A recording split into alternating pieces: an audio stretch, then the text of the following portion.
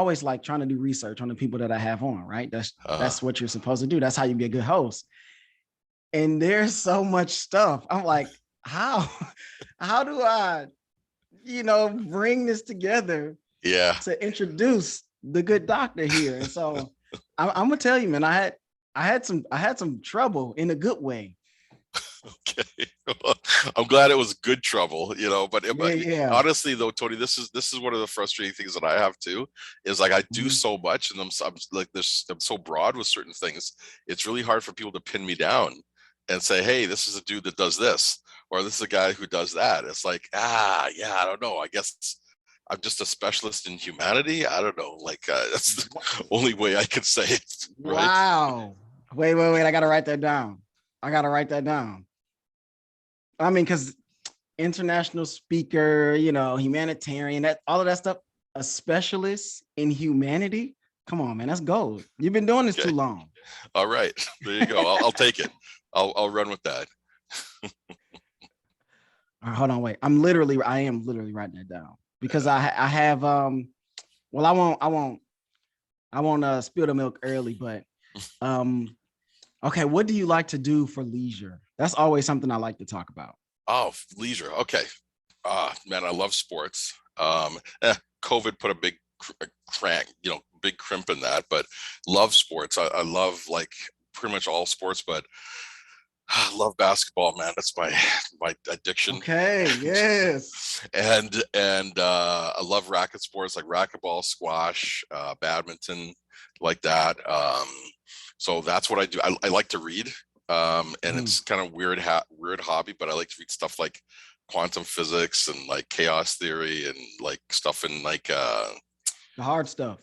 Well, it's sort of hard, but also like I really like to read what's called like metaphysics, right? Like how our brain works and human potential and that sort of thing. I know it's my business, but I also just enjoy it. It's kind of cool to see what the outer limits of what we know and what we can do are, right? So I like that. And I love movies. And I love music, right? So yeah. Okay. Yo, I can already tell. And I don't know if you talked to your buddy, Mr. Fatal, but I talked to him on Tuesday. Oh, okay. So, yeah. I mean, that conversation, I mean, it was one of my funnest episodes, especially being on Zoom, because I like to have people right here on the chair next to me. Yeah. But being on Zoom, it can kind of feel a little detached a little bit. Yeah. But if you got the right person on, I mean, me and Charlie, I mean, it was bananas. It was awesome. So that one's actually out on YouTube, and I'm gonna get all the podcast stuff posted here probably within the next 24 hours or so. But right on. He was like, man, I wish I could have my partners here, because we talked about moneyminddna. Yeah. So I had him plug that, which I'll have you do the same as well. Yeah. And he was like, man, I wish I could have my partners on, Dr. Ganz, and the other guy's name escapes me, but I was like, is that so? Dr. Mikolai Rajic. Yeah. I said, I'm actually gonna have Ganz on Thursday. He was like, oh man, that's gonna be bananas. You're gonna love him. He's a great guy. So he talked glowingly about you. Right on. Well, thank you, Charlie. He's amazing too, man. We met like a couple days ago, and right after this, we're actually doing our free event for Money Mind DNA. So like right as soon as we're done this podcast, we're starting that. It's at So yeah. Damn. So okay, I guess we should get the show on the road then, huh? Sure. Whatever you want to do, man. You're the boss. I'm here to make you look good. So okay, here we go. All right. This is the Living Numbers Podcast, and I am your host, Tony Rambles. And today I have on, I mean, I can just tell y'all that this is going to be a great one. First, obviously, we need to do some housekeeping. Make sure you guys go follow and subscribe on Instagram and TikTok. I post clips there of the podcast, also of just like things that I do in regular life. So you'll know who Tony Rambles is. That's @_Tony Rambles _. Of course, you can find me on Spotify, on Apple, on YouTube. I'm all over the place. Stitcher, wherever you want to go, I'm there. You can also email the show, onetonyrambles@gmail.com. Now, with that out of the way, you all know, if you've been listening for the past 40 some odd episodes, that whenever I have someone on for the first time, I have to do an intro for them. Now, Dr. Ganz does not know what I'm going to say here. I had to do some digging, and I already told him that it was a little difficult to narrow him down because he does so much in his background, and just the different areas of life that he touches is crazy. So here we go. Without further ado, hailing from Alberta, Canada, by way of the Caribbean, registered psychologist, PhD in counseling psychology, and master's in developmental and educational psychology from Andrews University in Michigan, where I'm from. I got the Detroit hat on, of course. Right. He's written 6 books, including The Me Factor and Beating Burnout for Women. He's been on countless shows, podcasts, panels, talks, and broadcasts.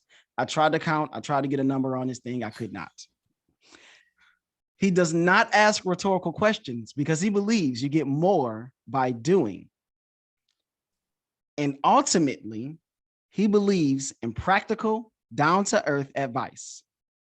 International speaker, author, entrepreneur, helping families as a specialist in humanity. Since 1991, I present Dr. Ganz Ferrance. I don't know if that French was any good. Sometimes you just got to go for it. It works for me, man. It works for me. I feel like I should be taking a bow or something. That's awesome. Thank you for that great introduction. Hope I live up to all the hype now. Yeah. Oh man, you know what? If people just go ahead and Google it. G-A-N-Z. Look at it. It's askgans.com. There's nothing that you have to live up to. Just be yourself, and people will just see, because it's beaming. So I appreciate that, man. And that's honestly, that's how I like to run all the stuff I do, like the executive coaching, the speaking programs I do. What you see is what you get. Do you know what I mean? Yep. I think particularly being a psychologist, there's a lot of misconceptions and lack of knowledge around what we do, and it can be really intimidating and scary to people. But listen, man, just another dude. So just happen to have some specialized knowledge and a little bit of experience. So, and I find that that's the best. Like, one of the reasons that I started this podcast, and I would say, like, regular people are interesting. You just have to ask the right questions. And I would also say that people that we think are like stars, and I will put you in that category. You may not want me to say that, but with all the stuff that you've done, you're a star in my eyes. I would say stars are regular people too. Yeah. You also just have to ask the right questions, because then you go, well, wow, like this person grew up kind of like I did. And so from there, I want to get into a little bit of your background, some anthology stuff. And how we do things is I'm going to transition our topics from number to number. We'll go wherever we go. We just want to make it authentic. We just talk on this. All good. So first number is 1 out of 6.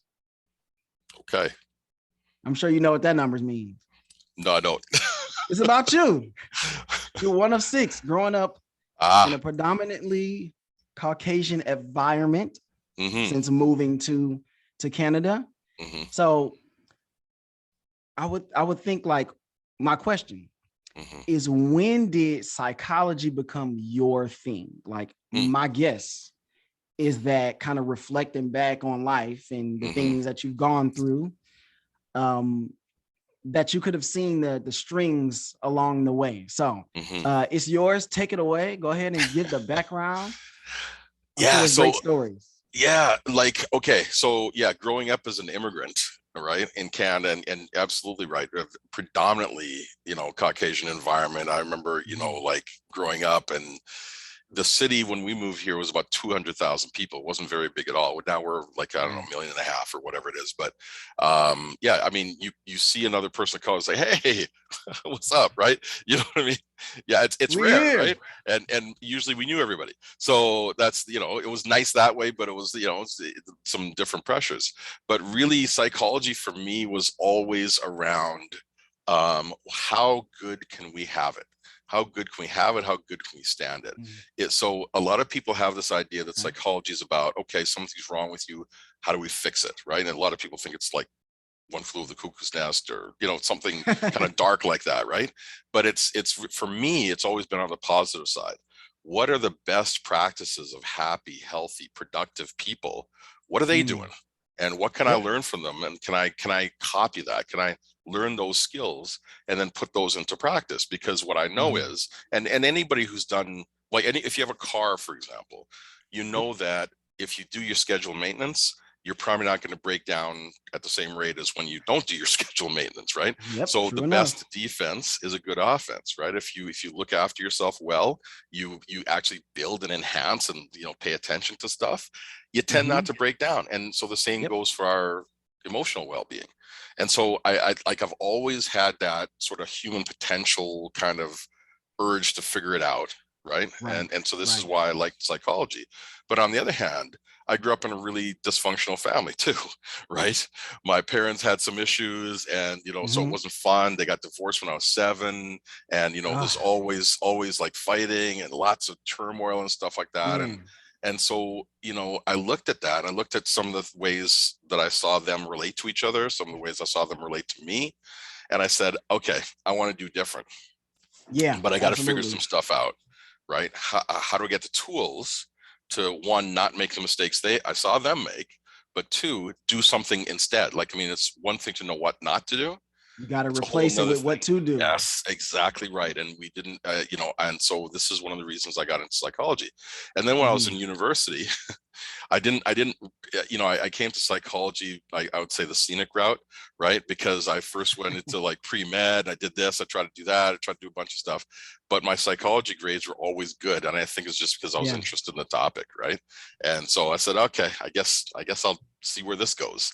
And I'm really glad I did, because I love the profession. I've been doing it for, I've been in the field for about 30 years now, and just really enjoy it. And, I'm not done yet, so. Right, man.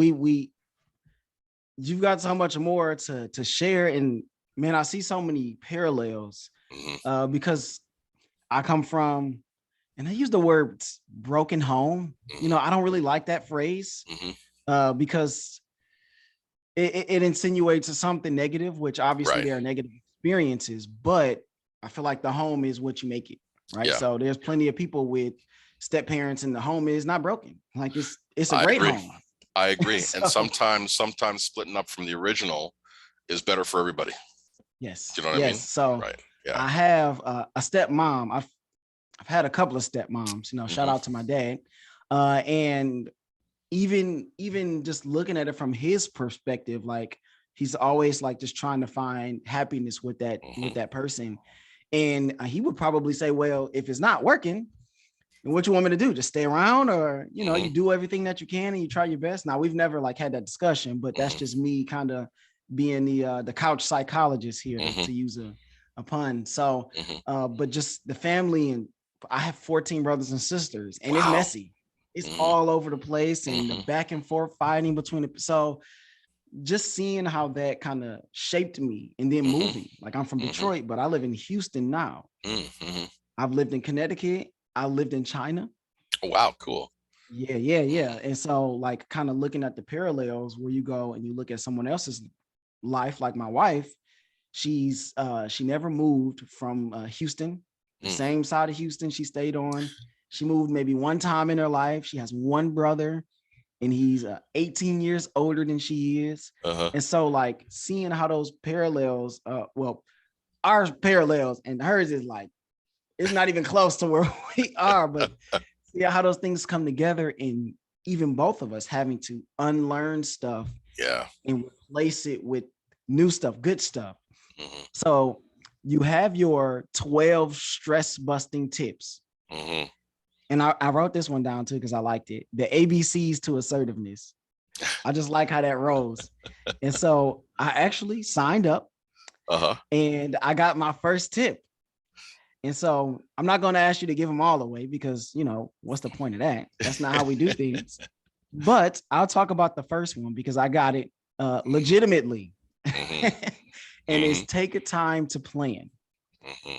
And so how did that become, now, this is just a question that comes up. You have these 12 tips and people sign up. Did they get like I got take time to plan? Would somebody else who signed up get a different tip, or are they all like, they come in the same order? They come in the same order. So that, yes, they come in the same order. So it's Okay. sequential. So yeah, you get the first one. Everybody who signs up gets the first one. Yeah. The next one each month, I believe, right? For the 12, it's every 3 days or so. So you get them fairly quickly. Man, and then bad. And then you roll right into the Ask Dr. Ganz program, which is every week somebody sends in some questions. I pick a question, answer question once a week. So yeah, it's a shrink in your pocket, basically, right? So it's like, it's very easy to just kind of get some good information that's going to help you tweak your life in a positive way. Yeah. And also, I mean, there's so many things like that, because I'm reading all this stuff and I'm looking at the podcasts that you've done, and you're like, sometimes just the small tweaks, if you do consistently, can make the biggest difference. Absolutely. Okay. I know I'm all over the place, but because you're all over the place. So we're going to circle back in. Okay. Right. The 12 stress busting tips. How did make a plan become the first tip? So I was, I think when I was a kid, I was probably fairly hyper, right? I'm pretty old, so we didn't have that term back then. But I think now looking at myself, I was like, yeah, I was probably kind of hyperactive and stuff. So I was kind of scattered, right? And one of the things I've found is that just by taking a little bit of time, and it can be a little bit uncomfortable, I would say, because a lot of us conscientious people who are busy, people got a lot of stuff on the go, they figure that, oh man, I can't slow down, I gotta go, I just got too much stuff on the go, I gotta go, right? But if you go without taking the time to figure out if you're going in the right direction, or if there's a proper sequence to it, or any of that stuff, you're putting in a lot of work and you're not getting a lot of bang for your buck, right? Yeah. And so what I found was, when I take time to sit down, pull out my planner, I'm old school, so I still use a paper planner, right? So, when I sit down and plan out my day, surprise, surprise, my day goes better. I have less stress. I feel more calm. I get a lot more done. And I go to, end my day with like energy left over, right? And so, the two things about what I do. One is, everything that I do, I have tested in the lab of my life. Okay. This is all personal stuff to me because I've done it. I've used it. It's helped me and I want to share it. Right. Yes. The other thing is the theme that I have, and this is the theme of the me factor, is that the better you feel, the better you do. And so generally, if you can do things to help yourself be calm, to help yourself be in that zone of performance where you're calm but alert, and you're not overwhelmed, but you're still motivated. When you can be in that state, you do your best. Your physiology works its best. You're clear-minded, better relationships, communicate better. Everything works better. And so what I found was, taking time to plan was one of those things that you do first thing in the morning, and also you wrap it up at night. But you do that and your life just works better. You feel calmer. You feel more in control of your day, which helps you again to feel calmer. But all that stuff just increases your productivity and just makes you feel healthier and protects you from stress as well. Yeah. So do you plan in, you said you like to watch movies, you love sports. Now, all these things are ringing bells off in my head, and I just want to ask a ton of questions about that kind of stuff, and I will. But do you plan in those kinds of things into your day, or just is all of your plan like, okay, this is all of my work stuff? Or do you go, okay, at 12 o'clock, I got to go, get some shots up, or I got to go to the weight room, or whatever those things may be? Yeah. Yes, I do. So one of the things, I'm reading this book, I'm rereading for probably the third or fourth time now, this book called The One Thing, right? Really good book. So one of the things they say in there is that, really successful people, they plan their leisure and they don't even call it leisure. It's refueling time. They plan their Yeah. refueling time first. So their vacations, their leisure, all that other stuff, they put that in, and then everything else works around that, right? So I'm not quite at the ninja level with that yet. I'm still working on that. But yes, I do plan my movies. I do plan my, getting the shots up. I do plan, this is what I'm doing in the weight room. Like legitimately this week, I actually just talked to my assistant and we reworked my schedule so I'd have more time in the mornings to get a proper workout in and then kind of ease into my day. Because what I find is when I can do that, even though my day might be a little more compact, a little shorter, I get a lot more work done. I'm more efficient and I feel better. Right. And that's what the big thing is. So yes, the long answer, I guess, to that is absolutely. I plan all that good stuff in there too. Because if you don't have that, then you feel deprived. Then what are you working for? Yeah, exactly. There's no payoff, right? Yeah, I'm a high school teacher, and this is my 4th year teaching high school. And these kids, man, they're so burnt, man, because a lot of them, and we're talking about the high level achievers, ones, high achievers, and they're like, oh, all I do is study, all I do is study. I'm up till all hours of the night. I'm like, that is not healthy. Like, no matter how many AP classes you have, you have to, at the very least, bare minimum, you have to sleep well. And you have to eat food. You can't live off of Celsius, coffee, and Monsters. That's unhealthy. Oh man, you're preaching to the choir. Yeah, listen, let me just give you some stats on that, right? So I like numbers here. Yeah. Sleep. Let's start with that. Sleep is the foundation of all of it. Okay. One of the first things I tell people to do, I assess with people when I'm coaching them, is like, what are you doing for sleep? How's that going? How much? How long? Is it regular? That sort of thing, right?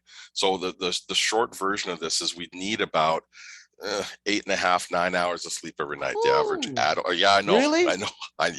Yep. And if you're a kid, like your students, they're needing like 9, 10, maybe 11, right? To have everything run. I don't think anybody's getting enough sleep then. We're not.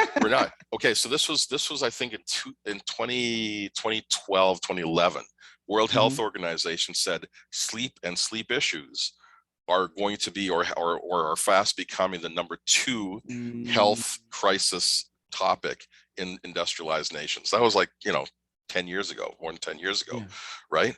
And so it is an issue. It is an issue. The American Automobile Association did a study a few years back, and what they found is if you miss, like, okay, so if we're starting at, let's say 8 hours, right? If you get 7 hours, if you miss 1 hour of sleep one night, your chances of getting into an accident double, right? You're twice as likely to get into an accident if you miss 1 hour for one night. We're not talking about chronic, we're talking about one time. Okay. They found that if you get 5 hours or less, your chances of getting into an accident go up by a factor of 10. You're 10 times more likely to get into an accident if you're only getting 5 hours of sleep or less. Okay. So here's the problem. That's staggering. Yeah. So here's the issue. A lot of the kids, they're sleeping with their phones, right? They got all their alerts on, they got all this other stuff. So what's happening is, even if they're in bed, they're not fully getting rest because everything's popping up. They're either tucked, whatever, or it's buzzing, even if they don't consciously wake up. Something is disturbing their sleep, right? Correct. And so they have that. So that's a stressor because they're not getting enough sleep. Then they're out of balance, right? Because they're not like getting rest and they're not actually playing or doing anything. And you know what I mean? And they're overtaxing their brain with too much stimulation. So, it's really, really inefficient. There's a concept, and most people who've like studied economics or whatever have heard of this term. It's called the law of diminishing returns. Yep. And so you know what I'm talking about, right? So basically stated, if you, in this case, if you stay with something for a long time without changing or getting a rest or whatever, you actually start to reduce your productivity in that thing. You drive your car without going to maintenance. Yeah, exactly. You put in more and get less out, right? And so, the hardcore studies kids, right, are doing all this stuff. They're putting in more and more time living on Monster drinks and all the other stuff. And Oh man, they're not getting the productivity or anything or the enjoyment that they could. They'd be better off exactly. studying for 3 hours with 3 breaks in between, and then going and bowling or go, see a girlfriend or a movie or whatever, Yeah. right? They'll be way better off doing that. But they don't know. They think the harder they work, the better they do. And that's really, it's not how it works. I am going to make sure that I show this portion of my podcast to my kids. And I wish we would have actually done this a month ago, because AP testing and all of the state mandated tested, those things just passed. I mean, within the past week or two. And them not just hearing it from me, oh, you're just Mr. Franklin, them actually hearing it from a doctor and someone who has been successful in these fields and has looked at these numbers, and like you said, has tested it for yourself, then they might listen. Maybe. Well, you never know. Hopefully. But let me just tell you how much this has been tested for me. Okay, so go for it. With the PhD, we had to write like what's called comprehensive examinations, right? So it's basically 2 weeks of exams over everything we've covered in the bachelor's degree, the master's degree, and the PhD degree. It's huge, right? So we had to study for that. I also had to write a professional exam to become a psychologist, get registered as a psychologist. Both of these things are beasts. Okay, so people will take off like 3 months to study to prepare for some of these things, right? So I because I knew this, I finally figured this out. But I was probably my second degree by the time I figured out like how our mind works and how we learn the best and all this other stuff. I was able to do those kinds of studies. Well, let's talk about the professional exam. I did that, the hardcore studying for that in about 3 days, right? I did that in about 3 days. And I do not recommend this. This was not good. Just do not do this with me, right? I did it the wrong way. Like I crammed, right? But I did it because what I did was I took the subjects and I studied for 50 minutes, 50, then took a 10-minute break, right? Law of diminishing returns. I'm not going to keep banging away at it. Studied a totally different subject for the second 50 minutes, 10-minute break. Studied a third different subject, 10-minute break, right? I did that for 4 times and then took a big break. Then I'd come back in the afternoon, the evening, do 3 of those sessions, and that was it. And then just kind of rinse and repeat, right? I did that for a few days, and then I went and wrote my test and I passed it. Okay. But I've done it the other way before, where I've nose to the grindstone, shoulders to the plow, just in there all the time, cramming, always studying. Hour after hour. Failed miserably. Just pushed it, right? Because I was overwhelmed. I was exhausted. I couldn't focus. Whereas the way I did it the other time, it's like actually it was intense, but it was all right. I still went out and had some fun. I did some other things. I didn't just study for 3 days straight. Right. So it really does work. Speaking of fun, because according to Dr. Ganz, fun is important. Yes. Okay, so you say you're a ball guy. So let's talk some hoops for a little bit. All right. You've been watching playoffs? I have. Okay, what do you just go? Your thoughts? I won't say anything. Well, I love watching Ja Morant. I just think he's an exciting player. Just exciting, and I like to see the little guys banging it up with the big guys, right? It's like, so I love that. I don't know. I suspect Phoenix is gonna take it. Just solid. They're very, very deep. Their bench is super deep. You got the old guy, Chris Paul, right? He's just the general. He's doing what he needs to do. You got the young guys, Kevin, Devin Booker and all these guys. So I like them, but there's Golden State's tough team, got the playoff experience, right? Some of the younger teams, right? So younger teams are also giving some people some problems. So it's gonna be interesting. And we'll see what happens in the East too. So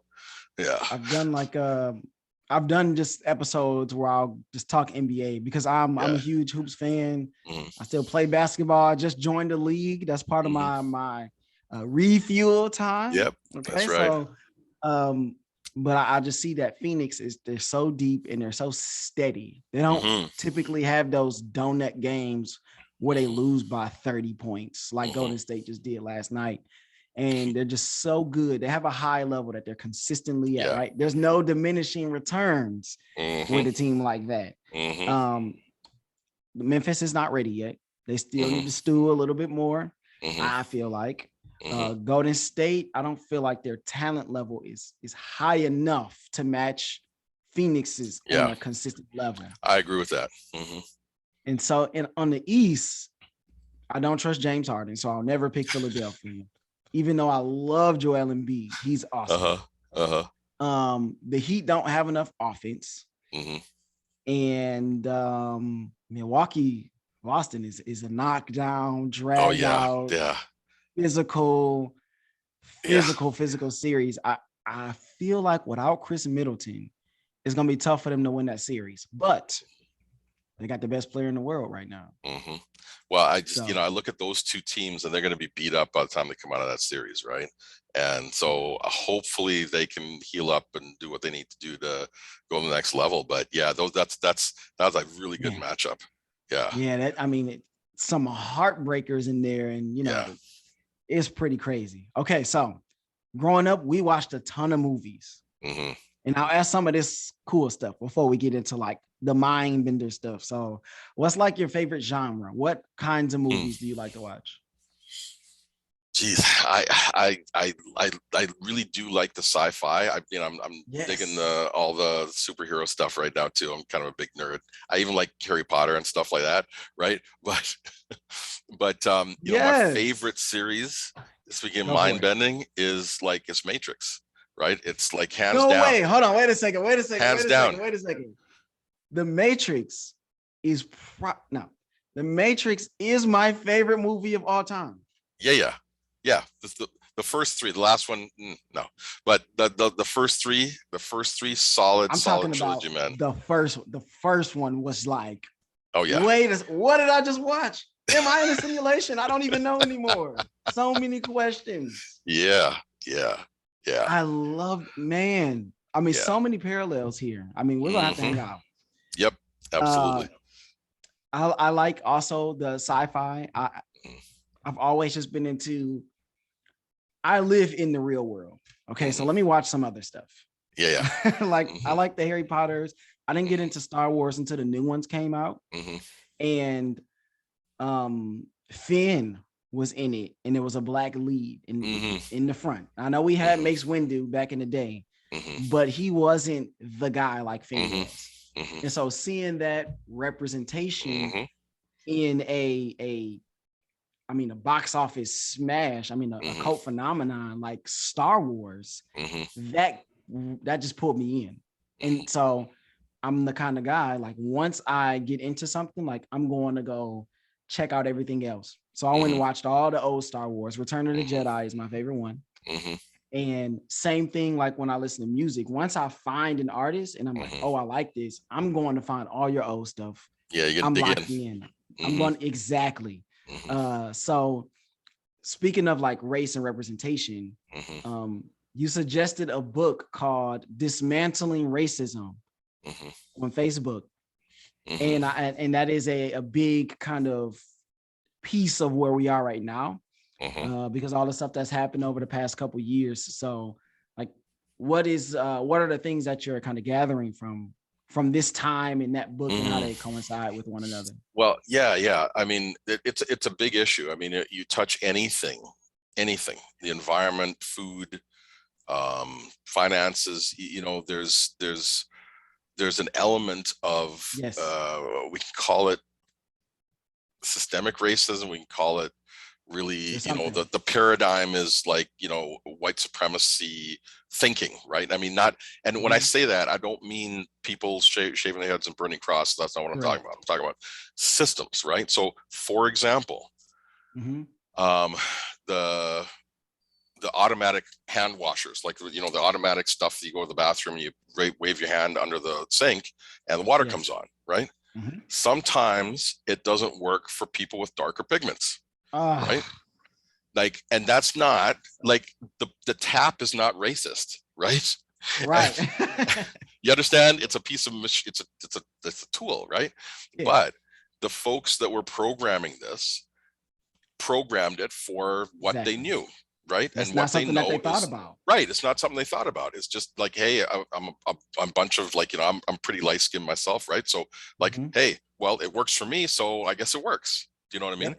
And because we haven't thought about that, there are these holes in the system that don't represent or play well for people who are not of that hue, the people who are not, white or male or whatever. It's a blind spot. Right. It's a blind spot, right? It's unconscious bias is another way to look at it, right? So I don't really like the word racism because people have all sorts of things in their minds about that. And it's not that obvious a lot of times, right? Another one is all the safety standards that are built into cars, especially in North America, are normed on about 160 pound, 170 pound, 5'10" male, right? So if you're outside of that parameter, if you're a female, the safety stuff's not going to work as well for you. If you're taller, if you're shorter, if you're heavier or whatever, right? No one meant to do this. This wasn't like some conspiracy. Now, don't get me wrong. There are conspiracies. There are some things where people do say, okay, we're going to screw these people and we're going to, right? That stuff does happen. A lot of the stuff that's built into the system is not stuff that's been put there recently. It's stuff that's been there for a long, long time. And most people around now are not trying to run a negative system, because the truth is that unconscious bias, racism, white supremacy, or whatever you want to call it, it hurts everybody, including the people who are supposedly on the top. Because what it does is it cuts out a whole ton of variability. It cuts out a whole ton of creativity, of contribution that could be given. And the system to run the system, whether you're aware of it or not, the system is expensive. It costs a lot of energy to run to keep people excluded, right? And so this is one of the things that, I've really tried to get across to people when I, do speaking or whatever I'm doing, is that this isn't working for anybody, right? I mean, everybody's losing here. Everybody's losing, right? But the thing about humanity is we tend to prioritize familiarity over optimization, right? So because we're familiar, because we're used to it, we just it's easier just to keep running that than it is to expend a little bit of energy to do the optimized thing, to do the thing that's going to actually make it even better, right? So that's the challenge we have, is just to help people to see that, if we tweak this a little bit here, it's going to work for everybody, including you, right? You're not really giving up power. We're all just going to have more power. Right. You're still going to be the big dog at the top. We know that's what you want, but trust me, this is going to work for you too. Yeah. You pay attention and listen. So speaking of get into the minds of people, there's a couple of things that I'm always looking at news and looking at how that relates to our story. And you say you're a big fan of the superhero movies, which is awesome. So am I. There was this news story that happened today, and this car started rolling into the intersection. I don't know if you saw this video. No. And it was a red light, thank God. And it's just rolling. And so you don't really know what's going on unless you read ahead. And it starts rolling into the other lane. So where the traffic will come this way, it's just rolling. It's fairly slow, and it's a red light. So these cars aren't moving. So I'm just guessing these people are thinking what the heck? So eventually, I think the passenger started yelling like they needed help. And turns out there was someone incapacitated in the driver's seat. And I guess they couldn't get to the brake or the pedals or whatever. And so it ended up being about 7 people got out of their cars, and they stopped the car from hitting anyone. And they eventually got help. So as a psychologist, I wanted to ask, what are the heroes, right? And I'm throwing quotations up there for anybody that's just listening and not watching. What goes on in the mind of a hero? Somebody that's well, let me insert myself into the situation to try to fix or to make things better. I don't know if you've studied this, but I'm I have a psychologist on. What happens when people are out and they insert themselves in these kind of situations? I honestly think it's just, down to straight old compassion, Do you know what I mean? You know, what would I want to have if I was in that situation? If there's somebody that needs help, let me help. Do you know what I mean? And I think this is kind of hardwired in us through evolution, right? I mean, we wouldn't have made it this far as a species if we didn't help each other out. Right now, with civilization, we have division of labor that's quite efficient, right? Neither of us, I'm assuming, but I'm probably a good assumption, neither of us generate our own electricity, right? I know I don't, right? Okay, so you know, somebody is generating the electricity so we can have this podcast, right? Yeah. And you know, so the division of labor, this idea of helping and us working together as a species, as a people, as a country, or as a world, or whatever, as a family, working together for the greater good. That is really at the heart of heroism, right? You see somebody having a hard time, it's like, let me help. I can help. Let me try to do something.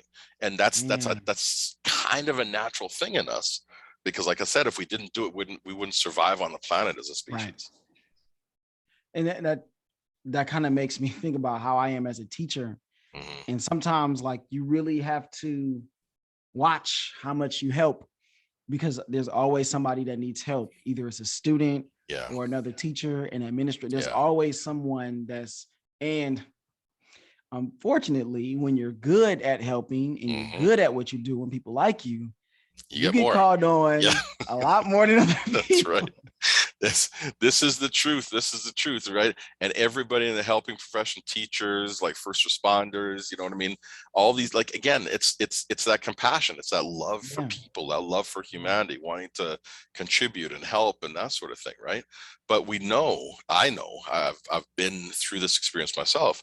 Burnout is a real thing, right?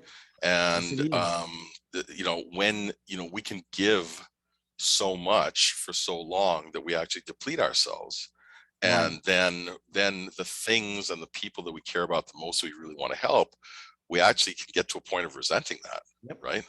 And it doesn't, man, every time I see you, I gotta help you. Right. You know, I actually stopped practicing for a year because I was at that point. I just had to take a break, because it's like, why are these people coming to me with their problems? It's like, well, you are a shrink, so, you know.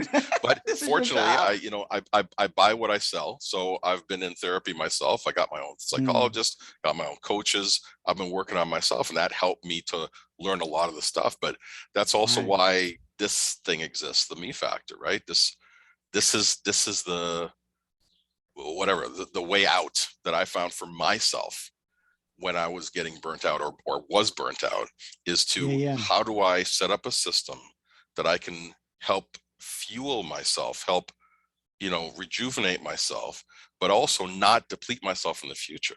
How can I make sure I'm getting all the good stuff so I can keep doing good in the world that I want to do, but also, you know, take time for personal maintenance, right? Take time to fill the tank so I don't end up depleting and hating the people the people I'm trying to serve, right? Absolutely. I mean, and those things are important, because if you can't be your best, then you can't do your best. I think that's one of yours too. Yep, exactly. Yeah. When you feel good, you do good, right? There you go. So I got like just a few more things. Right now, there's a war going on, and I know that causes a lot of anxiety for people. And so, since you've been doing this and you're a well-seasoned, experienced person, I would say back in 2001, just about a little over 20 years ago, there was another war. And you talked about compassion and trying to be there for people. And so just compare, because I was in middle school when the war on terrorism became a thing. And, you know, we jumped into the war with Iraq or Iran or the Middle East or all of the above. And so I would just like you to compare how people react now as opposed to how they reacted back then, because we definitely live in a different time than 20 years ago, and how that's also consumed. Yeah. So I think I remember that well. You know, I remember, you know, personally for me, my wife her family was living in New York City at the time, right? And so So when's like, I might tear up when I'm talking about this even now, right? Because I remember when I listened to the news, and they said the airspace above the U.S. was shut down, and stuff was going into trade centers and stuff, and you know what I mean. And but my mother-in-law I remember. she worked at the UN, right? She was in the UN, so she actually was Whoa. downtown. My Really sister-in-laws were close to what's oh going yeah, on. New York University, right? Sunny, right? And so they were right there, and we couldn't get a hold of them for a few days, for a few hours actually, right? And we didn't know. And I bet so that was yeah, scary. and it was very scary. And I think there was a loss of innocence, right, that happened at that time for people in North America. Maybe not so much in other places, because other places have had this happen, you know, in the past. Like Europeans have had war, people in Africa and Asia have war, right? But in North Right. America, really, particularly in the US and Canada, we really haven't dealt with Not that very here, much. not on our Right, soil. right, exactly. And so there was a loss of innocence, a disbelief, but also a rallying to help to support the people who were hurt, right, and the people who were affected by this. And so, and then, you know, has probably taken a little too far, and we went over it and, you know, took out some other people at different things like that, right? So, you know, Yeah. at the front end, you don't always know. Do you know what I mean? And the front end, you try to make the best decision you can, but time tells whether that was a good decision or not. You know what I mean? Right. This current war, what I see similar to that is that there is a rallying. There's also a loss of innocence, because there wasn't really the sense, we had a sense that we lived in a safer world, right? Where this type of aggression just didn't make sense anymore. People don't do that Right. anymore. Right. Not a country invading another country for fun, for kicks. You know what I mean? And so it was like, it was a loss of innocence in that way. But we see the same sort of thing. We see the rallying of humanity coming around, trying to help out the people who are affected by this tragedy. Absolutely. And I love it. I love the fact, and it goes back to the whole heroism and compassion and stuff. And that's what I see in this war. Is people want to help. They want to do stuff to help support people who are affected. And that's always a good thing to do.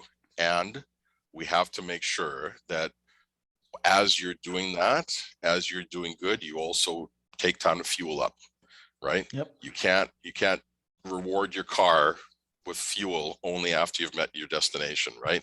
You have to fuel along the way to make sure you get you right. You got to make sure you fuel along the way to get to where you're going, right? And so we have to make sure we do that, so we don't burn ourselves out, because it's not enough just to have this big push at the beginning and then everybody's tired, and, you know, 6 months later, no one can keep up with what we need to keep up with, right? So it's really more of a marathon than a sprint. And so I really encourage people to think that way. Okay. I have my 3 whats, right? Okay. They're just questions, and they should be, you know, toss-ups. Typically easy things to answer, but we'll see, right? Okay. Number 1, what's an opinion that you have in your field that will be considered unpopular? An opinion in my field. It could be, or I mean, if you want to go broader, we can do that. Yeah, I think so. An opinion that goes against the grain sometimes is that, particularly with parenting, telling kids how wonderful they are doesn't build self-esteem or confidence, right? Competence builds competence. Yes. Sorry, competence builds confidence. So they have to have, you know, school of hard knocks. They got to experience some disappointments. They got to work through challenges and difficulties and come out the other end and feel their own resilience, as opposed to being told that they're wonderful just because they showed up on the planet. They are wonderful just because they showed up on the planet, but that doesn't make them special. That's just makes them here, right? So absolutely. Yeah. I was telling my kids, I teach speech. And so when you get up there and you talk, there's no hiding. There's no cheating. We know if you have practiced and are prepared. Those are my 2 things. And both of those things lead to competence. And when you're competent, you feel like, okay, I'm good. I can do this. Confidence. So, Okay. Well, let me tell you a speech story. Go. Okay. So I'm doing this right now, talking to you. I do it, you know, you probably saw on the website, I do a whole bunch of like regular media, social media, like a whole bunch of A stuff, right? whole lot. When I was in high school, I was in grade 11. I was extremely shy, lots of anxiety. Took a speech class. So I'd have a teacher like you. There was 6 people in my class, and I had to give my first speech like 3 minutes on whatever. I was throwing up. I had diarrhea. I was panicking. Oh, I had no. to quit the class. I couldn't do it. I was getting sick. I was so scared. I was so Wow. scared and overwhelmed. I had to quit the class. But you know what? I stuck with it, and I stuck with it, and I stuck with it. And now I've been doing this for I've been probably in regular media like 20 years. Do you know what I mean? So it's, it practice and staying with it and meeting challenge and going through it does, there's a payoff, right? And so you just got to It stick makes you with better. it. Yeah.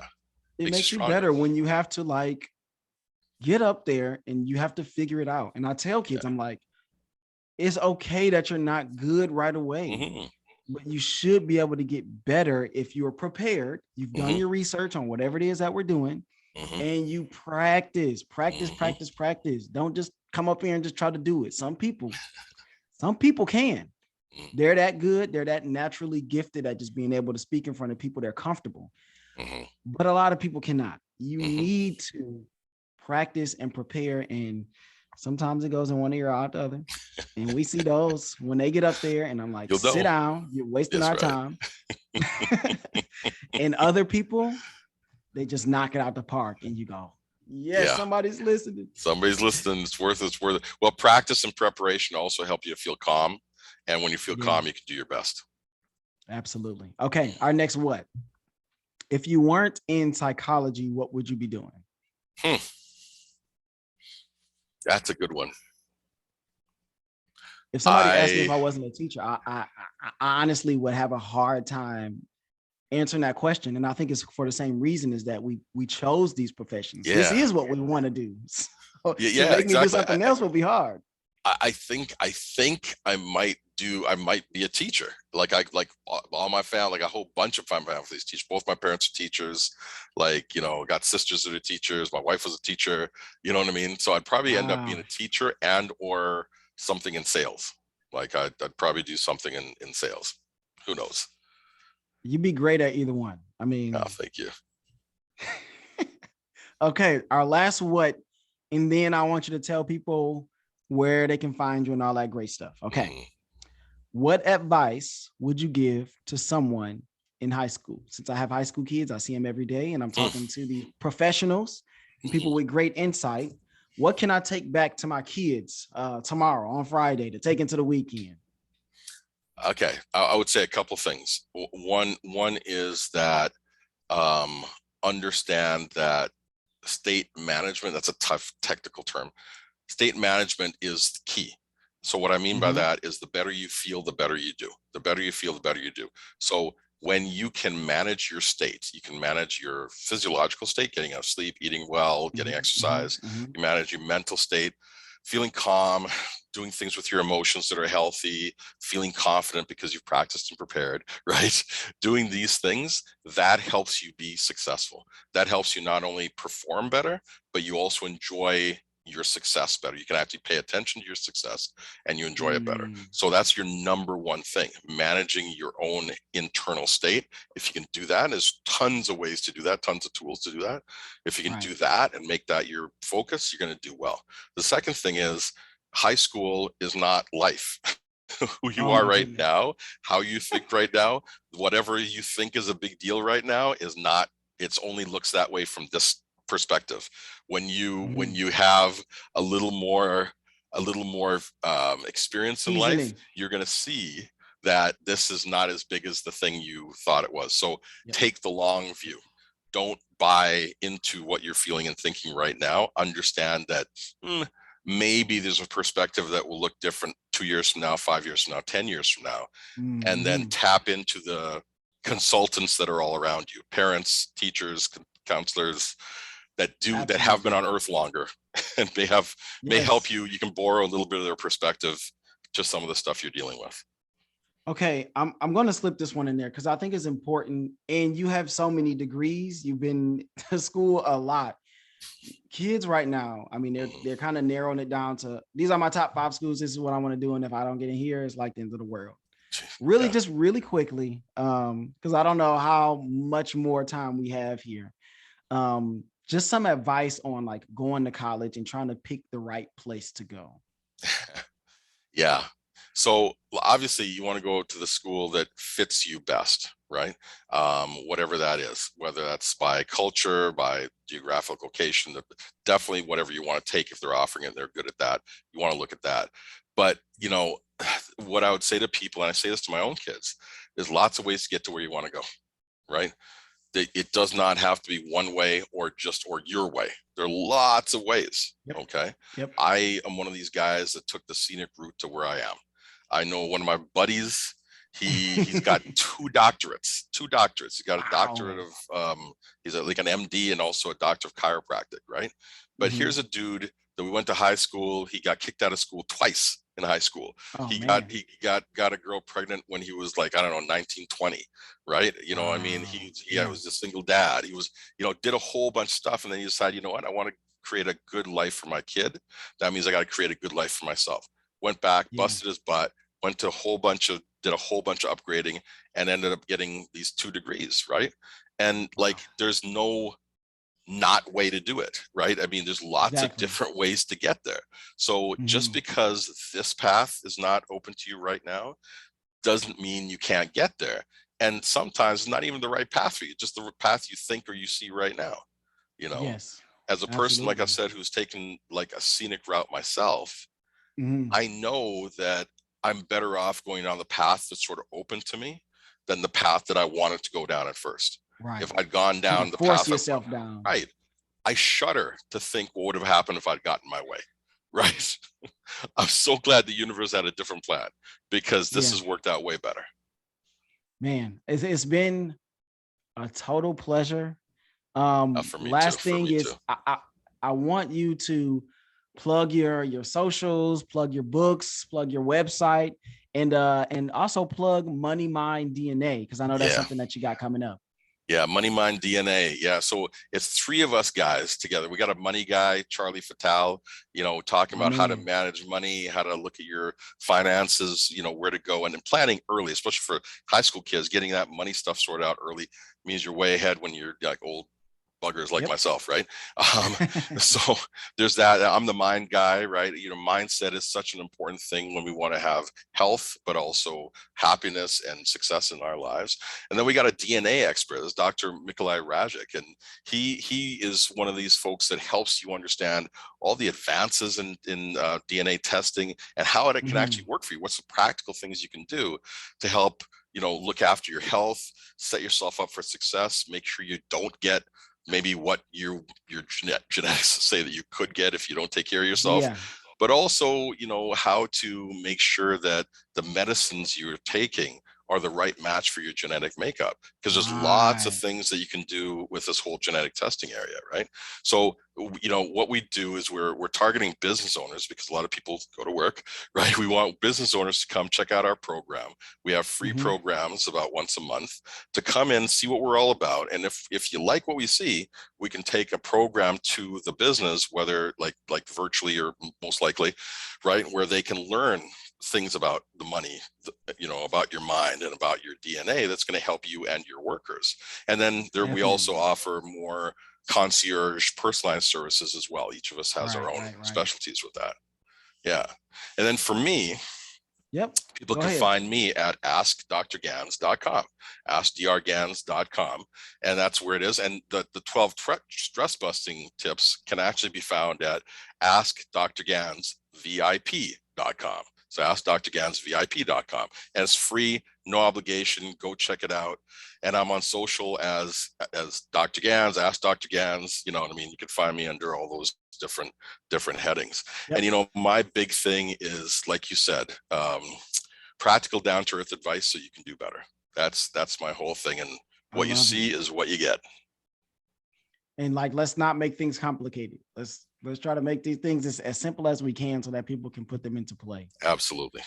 I like simple. So, you know, man, it's been a blast. Me too.